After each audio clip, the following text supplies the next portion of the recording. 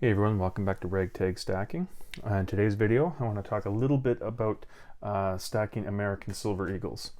Now, I just recently did a video talking about stacking silver maple leafs, and I thought I would do that one first because, well, I live up in Canada, and I just wanted to do the one of my the sovereign nation coin of my country, the one that's backed by the country that I live in, and it was a really nice coin, and it was just a toss-up which one I was going to do first, so I thought I would do the maple, and now today is time to do the American Silver Eagle.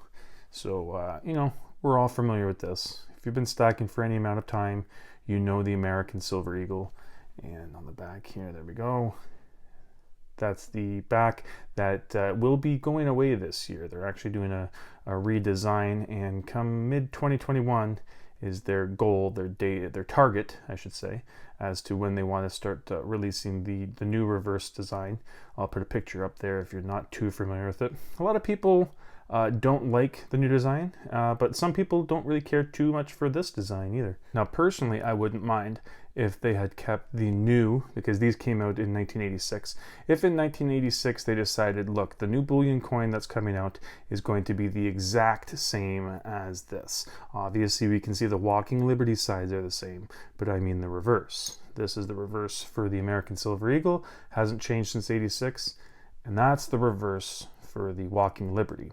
So for me, I would have preferred if they put this reverse onto the bullion coin and just kept this Walking Liberty design, and they just adopted it for the new bullion coin when they made it.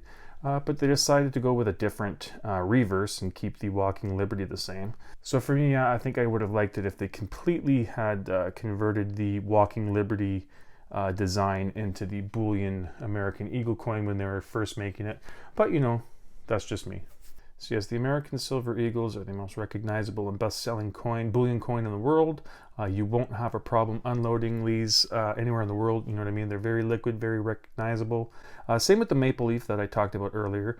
Especially for me, living up in Canada, that they're even easier to come by and unload. The maple's good too, don't get me wrong, but the American Eagle still is number one when it comes to the bullion coin sales. And I can see why. It's a very beautiful coin. I do like the design of it. Even though I said that I would have preferred a different design on the reverse here, I still do like the back. I do like this coin.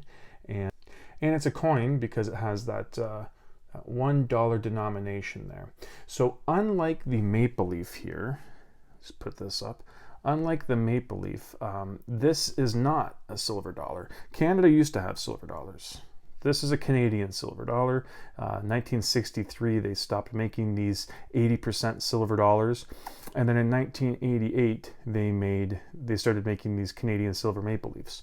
So I'm just going to put this off to the side here, and I'm going to show you some American silver dollars. So we all know the Peace dollar is an American silver dollar. The Morgan is an American silver dollar as well. So in 1986, when they decided to make the Walking Liberty, they gave the denomination $1. So this is an American silver dollar, but the Canadian maple leaf, when it was made in 88, had a denomination of $5. Sorry, that's a little, my hands are a little warm, so it's just got some fogging up on the coin there. Sorry about that.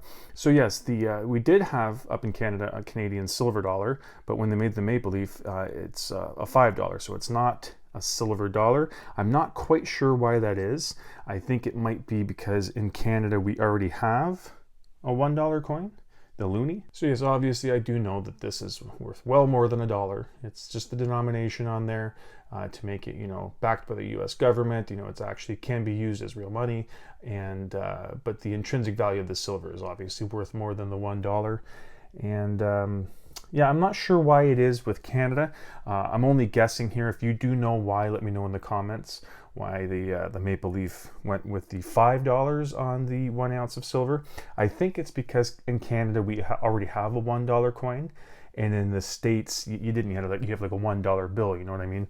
But our circulated currency already had a $1 coin, so I'm thinking maybe they just couldn't do another one, and they needed to go up in denomination. But yes, continuing on with the American Eagles there, I did mention that they were doing a different reverse coming in the It's supposed to be mid 2021, they're saying. But that's the first big change on this coin that's going to happen because they haven't made a design change on it since it has been since it was revealed in 1986, and they are doing this for the 35th anniversary of the coin. They are coming out with that new reverse. I think they're also going to be adding like some security features on there that they haven't made public yet. But you know, a lot of the bullion coins are doing that with their products, that they're adding some security features to the coin that also works for the aesthetic of the coin. It's not just like you know, the Sunshine Mint where they plop a big thing right in the middle as an authenticator. They're actually trying to incorporate it into the designs of the coins, you know, so that they look nice as well as being, you know, the security being up. And you might hear people when they're talking about the maple leaf saying, oh, you know, I like the maple leaves because it's a pure amount of silver. You know, this is a 4/9 coin as opposed to the American Silver Eagle, which is a 3/9 coin. And when you're talking about silver, it's really not that big of a difference. Obviously, the Canadian maple is that little bit more refined by that extra 9. But, you know, it's still very close. It's not like the difference between the gold versions of these. The gold maple leaf is a pure gold 4/9 fine. And the American Eagle is the 22 carats, right around, it's a little under 92%. I can't remember the exact percentage, but that is a big difference in the, you know, purity of the coin. But like I said, it's not too big of a difference with the silver, you know what I mean? It's, you can tell with the weight, because, you know, these aren't guaranteed to be 1 troy ounce.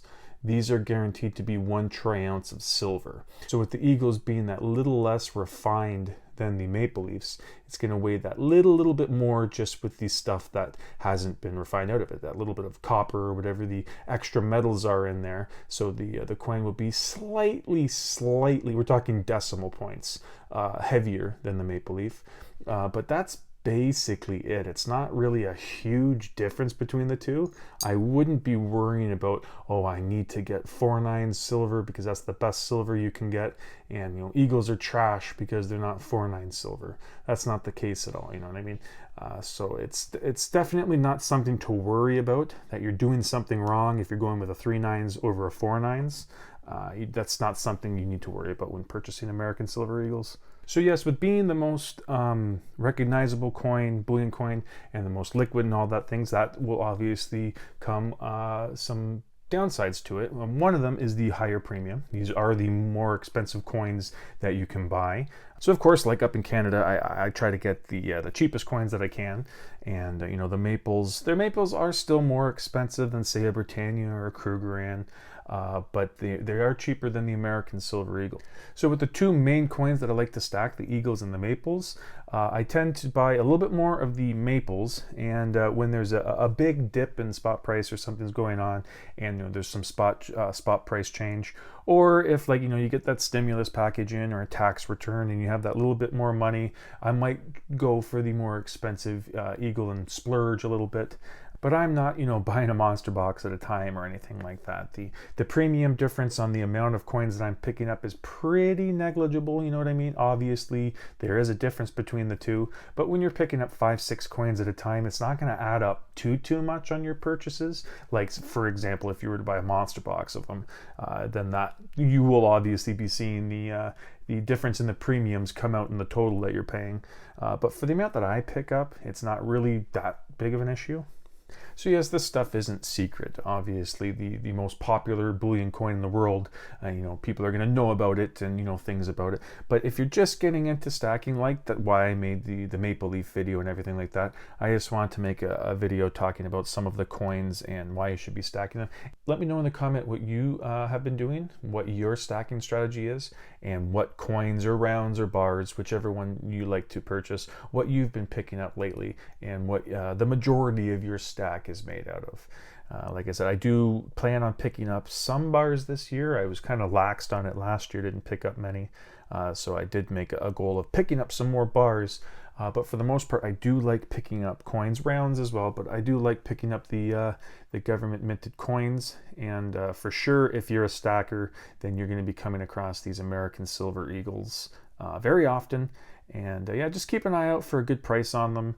Yeah, definitely pick them up when you can, because you just can't go wrong with the American Silver Eagle. There's very little downside to picking them up. Like I said, they are that little bit more expensive, but you'll make that up. You'll get some of that premium back when it comes time to sell. And when it comes time to sell, you're not going to be looking for too long of a time to be unloading these coins.